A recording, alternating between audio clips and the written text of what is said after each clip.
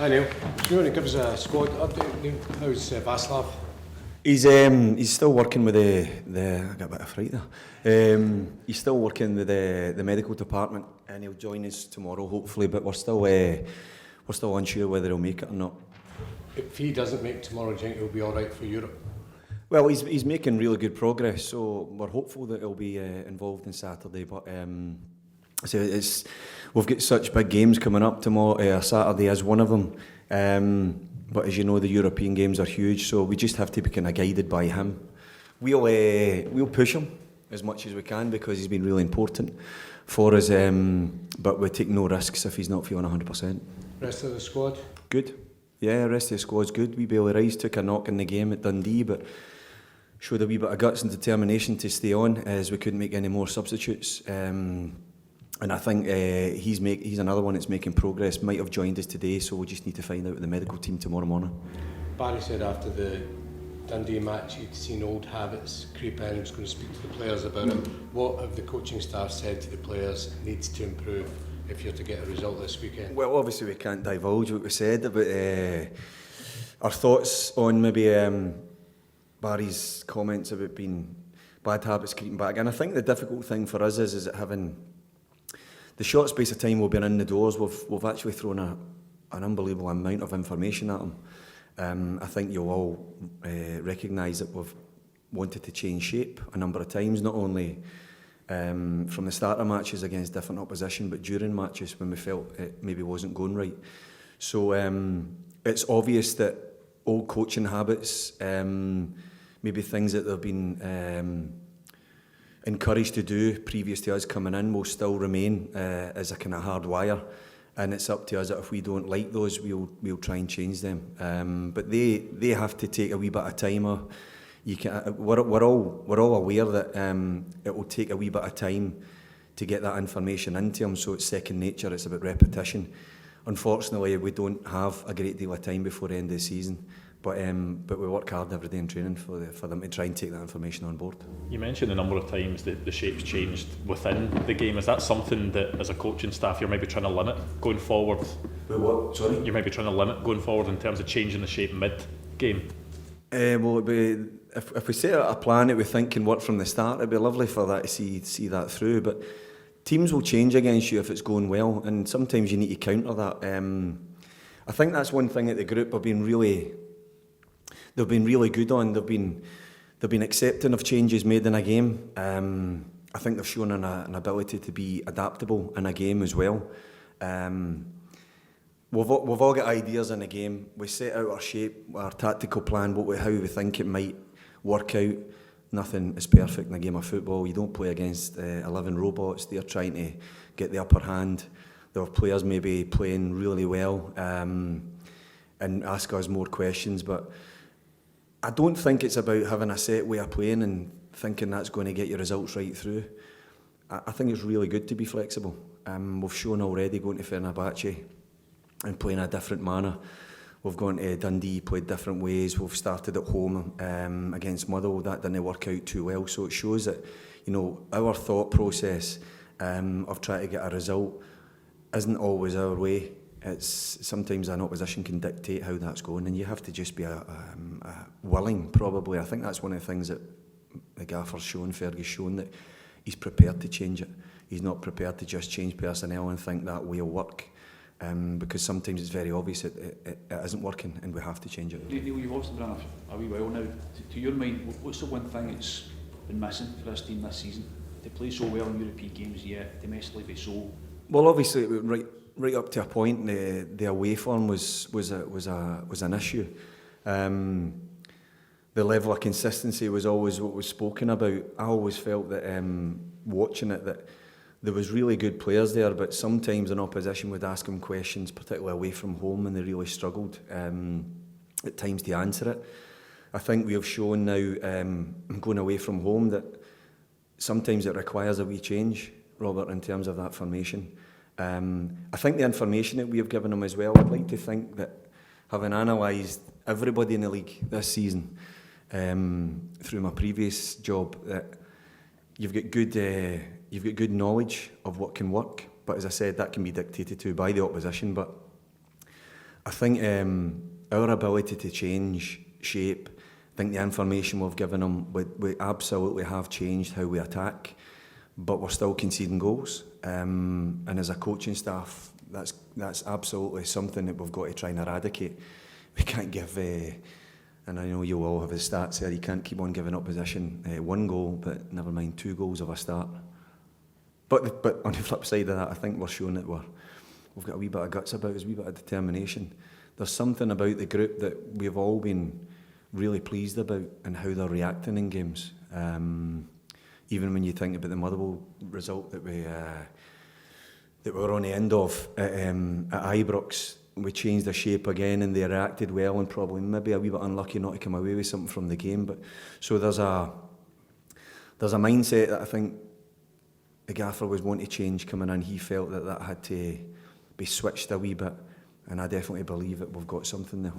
That guts that you talk about, is that something you're trying to, that you should focus on with these big games coming up? Because as you say, there's been every game, Robert, to be honest, has to be shown that character. There needs to be a real willingness to win. There needs to be, sometimes you've got to dig deep, because not always is it going to go well for you, as I spoke about earlier. And a game can be won in an ugly manner, in terms of sometimes you've got to roll your sleeves up, you've got to be prepared to put your foot in. Sometimes you have to go right to the end and show that you've got a wee bit left in the tank. That can be difficult at times, particularly like you look at the Dundee game, for example, when we go back to 3-1 down and we've missed a number of chances. Maybe in the past, maybe that wouldn't have been able to been brought back. I know Fergie speaks about that after the match. But the pleasing thing for us is placing that demand on them, just to have the inner resolve, that just to keep going and believe they're going to score, because we've worked really, really hard in the time we've been in here, on attacking phases, on positions out of possession. But obviously, there's still a lot of work to be done. Can I ask you about Cyril? Because I think after the game at the end, you look particularly pleased for him. Understandably, you must see what he does behind the scenes here and working closely with him. What have you made of him? Because he still divides opinion in a lot of ways. He will always divide opinion, Cyril, because he will miss chances in games, and I think that's the life of a striker. I said to him I was so proud of him after the game, because he literally did not stop making runs, and we're always asking him to make runs and continue to believe he's going to score. I told him at half time I believed he was going to score. We just have to keep making chances for him. And you hear it all the time, and it is a cliche, and it isn't, because you hear of the best strikers saying that if he's not getting chances, you start to worry that a team's not creating, but we are creating for Cyril. I've been so impressed by him, I have to say. I had an outside opinion of him.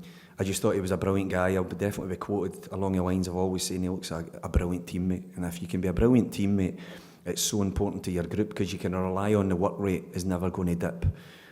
Yes, he might have an off day, but I was particularly pleased for him, not only for getting back in the 4-3, but for him personally to get that goal. And you saw actually his celebrations, how much it meant to him, but he's a really important member of the group. Neil, what's your own position in terms of how long you would like to stay at the club? And obviously you're putting your Canadian stuff on. I haven't even looked. Listen, this is a coal face, and every footballer will probably tell you. Well, not every footballer, because a lot of people actually don't want to have a go at this, but I love it. There's nothing better than being on the touchline, on the training ground, preparing for a game. There's nothing better. I love my time at Dundee. I love my time at Inverness. It's taken a different avenue afterwards. I haven't looked any further forward. You can't, because the contract is the contract, and we're in here to do a job, and as I've said there, we're working very, very hard at it. What we're charged with is making improvements to the group, make improvements to the individuals, get the fans back seeing a team that is really, really fighting, just saying they're showing all the qualities that you have to have as a Rangers player. It's not just about being a good footballer. Most of the time, players come to this club and they should already be marked as a good player, having the right ability to play for Rangers. But there's a lot more ingredients going to actually being a successful Rangers player, and we're trying to inject that into them. You've obviously known Barry a long time, that's why he's brought you in. Have you seen a different side to him, or anything that's kind of surprised or impressed you more? No, I've not seen any different side. I've known Fergie for a long time now. He's trying to bring the character that he had as a player, the demand as he had as a player. Dodgy's the same, Griggs is the same, Esam's existing for us coming in. But on the whole, the four guys that have come in here, we all probably share that probably real fighting Scottish spirit that I think is good, because the group got it right away. They understood the message in the first training session was very, very clear what we expected. It's never been let go. It's relentless in terms of what we expect from them, work rate, intensity in training. I think that's maybe something that they've had to adjust to, because we found that in the first week or two we were driving them really, really hard, and it was taking a lot out of them. But we felt that we had to hit levels that we expected them to see in order to then face your opposition. So yeah, Fergie's no changed in any way. Still moaning, but I think we're all like a wee moan. But it's done in a manner that, as a staff, we work very, very hard in terms of coming up with the right plan. And sometimes it doesn't always work. But what we're good at is having a second and third option, and the players are able to adapt to that, which is great. We don't leave anything. We've got this place here, and we show them everything, possibilities. But like every football team, as soon as they cross the line, they make a split-second decision. Sometimes it's wrong, sometimes it's right. Could those traits that you've got outlined there, Neil, that like a work rate and the mentality side of it, if this management team wasn't to stay on next season, could that almost be your like parting gift, if you like, to the next squad, to the next manager? We've been charged of, as I said there, is improving the group, improving individuals, and hopefully you've got a lasting effect on that demand of what is expected at this football club. A draw is not a good result at Rangers. It just isn't domestically. You know, if you go away from home in a European tie, you get a draw and you come back to Ibrox, then you fancy your chances. But the whole DNA of this club has not been lost on the four of us coming in, certainly.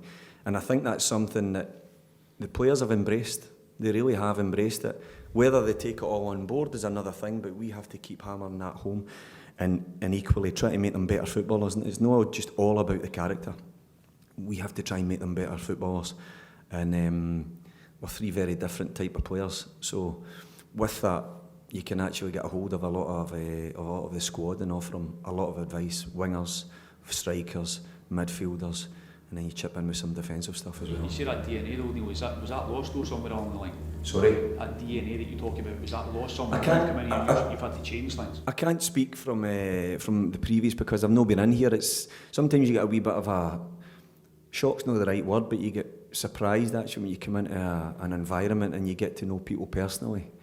You've maybe got a formed opinion, and sometimes you need to change that opinion because you read somebody totally wrong. And that's something that we need to be open to as a coaching staff as well. It's not just coming in here and battering through a straight line and anybody that deviates from it is cast aside. It's not that. But I don't know what it was like. We've all heard stories in the past of what was going on in the background. Where we only have fresh eyes, and actually when I'm doing my punditry stuff, watching the team, and I just felt maybe towards the latter end of Philippe's tenure that I felt that the group lacked a wee bit of spark at times for me, a wee bit of energy, a bit of tempo and aggression in their play, and that was something that we tried to set out very, very early when coming in. How's Jack Butland's character, Neil? He's coming for a wee bit of criticism again after the goal conceded at Dundee last week. Life of a goalkeeper, same as Big Cyril, coming under pressure, missing chances. You make a mistake as a goalkeeper, invariably it ends up in the back of your net. That's a confidence thing. I'll leave Griggsy to get on with that, with Con. And he never seems to be a player that you have to work too hard to pick up. He's very, very professional. I think he speaks brilliantly well. Really smart guy, takes information on.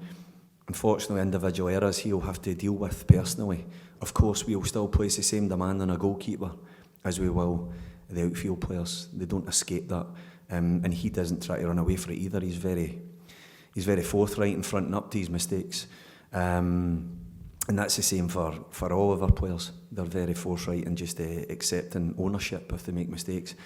And we're not short on showing them mistakes, particularly outfield players. It's obvious for goalkeepers, but if we're coming in here after a match, we do a lot of work and preparation in terms of showing them where they could have done better, and hopefully that will minimise mistakes. If you're asked about Barry's credentials for this job long term, what would you say are his number one kind of credentials essentially for him? Why, if he was to get the job, should he get the job? Honestly, it's no my place to tell if it is a new ownership that come in who's to get the job. What I would say is that I've been very impressed by how he wants to work. His willingness to allow Dodgy and I a lot of say on the training field and in matches. And I think what he's shown already, that a lot of people maybe thought from his coaching CV that he maybe wouldn't even be ready to even take this position. I think he's proved that wrong. So it's not my place to tell anybody who's to get the job or not. As I said, all we can do is work hard, and I don't think anybody in this building will tell you anything different. Do you think, Neil, do you think that the way the team performs from now until the end of the season could dictate what the powers that be decide in terms of the next management team? Well, of course it could have an influence, aye. And you would hope that there's an influence already been happening, because they felt they had to make a change, the board already, and then the new ownership. We don't know what that's going to look like, but when a team makes a change, or a board makes a change for a management team, then clearly they're looking for a reaction immediately. And they want results, and all we can do is try and get them for them. But you were saying about Barry kind of getting the job, obviously caretaker job, and he was ready for that, but do you feel he's ready, if he was to be appointed long term, he's ready for that gig? As in-house, speaking to Fergie and as a coaching staff, none of us are frightened of a challenge, not one of us. And if it was to be presented to us, I don't think there'd be any of us to say, no, it's not for us. But as I said, it's too far in the distance to even encourage that. As I said many times, and already in this, we've got a huge game coming up against Hibs, who are 15 unbeaten in the league. Play a certain way under David's side. I'm absolutely delighted for him. I spoke to him actually previous to me coming in here, because I know what it's like being a new manager. Looking at Big Alan there, Dundee fan, and it's not straight cut. It's not easy, and you've got ideas, and sometimes it takes a wee bit of time before new players bed in and new ideas bed in. And I'm delighted for David, because he's certainly coached a very, very good side, and they've got it going at the minute. If coming into the season, you have to go back to the kind of punditry job. Will you be okay with that, or is this giving you the spark that you talk about wanting to be back involved in football? I love football. I love being on the side of the pitch. I love coaching. I love the whole strategy of management. I've loved my time already in here. Being part of Rangers is something that I'm very proud of. I was as a player. I've had a chance to come back in and put the badge back on again as a coaching team, and that's great. If I need to go back to punditry or another life, I'll give it 100% as well. Last one, Alan. I know it's been a few weeks. Neil, can you explain how you felt when Barry phoned you on Sunday to was? Surprised. The first thing is surprise, because obviously I didn't expect it to be coming. And then of course the question, then when I got a phone call on Monday from the club to say, would you be interested, then clearly there's an excitement there. And yeah, it's not an opportunity I thought was going to come, but I couldn't wait. I literally couldn't wait to get into work. And it's been like that since the start. It's early starts, it's late finishes, but it's so good being back involved again. Neil, can I just ask you, there's a lot of talk about reconstruction this week. You've had that media experience and also management, now coaching. Do you think the status quo is good enough, or would you like to see any tweaks made to the structure? I've always liked the idea of a wee bit bigger league. Now, how that's configured is everybody's guess, but I think we've got teams that would enhance the top league. I know a lot of people say there was dead rubber, but I believe that you can always get something from that, whether it's introduction of young boys, whether it's more places up for grabs, a couple of relegation places in a playoff position. There's ways of trying to find the middle ground, but the most important thing, if it was bigger, would be, I see it being more opportunity for young boys to be cut in, because maybe maybe it would take away a lot of the fear factor that exists right now. But I think it's a very, very good league. I like the split. I've always been one that I said like the split. I've been involved in it with Dundee. Don't fear it. Didn't fear it. So I think there's loads of discussions whether it's going to be a 10, 12, 14, 16. But I've got enough on my plate right now to get my teeth into that look. Right, that's us, guys. Thank you. Quick one on Hibs. Just a quick one on Hibs. Just in terms, you talked about David Gray's, how he's turned it around. I mean, how do you expect them to come at you on Saturday? Don't know. I'm actually sick watching Hibs, to be honest. I've watched so much of their games, as all the coaching staff have all taken their stuff away. We're pretty well versed in how they play. I think they've got their success from a certain shape. Maybe this interview might spook Davey into doing something different, but I really can't see it because they've got something going. They've got some really good players there. I think they've got an understanding and a belief about the group. They're going to pose a very hard challenge for us at Ibrox, but they need to be ready for one back because we've been working extremely hard to get our boys into shape. We are playing that we think can get Rangers 3 points on Saturday.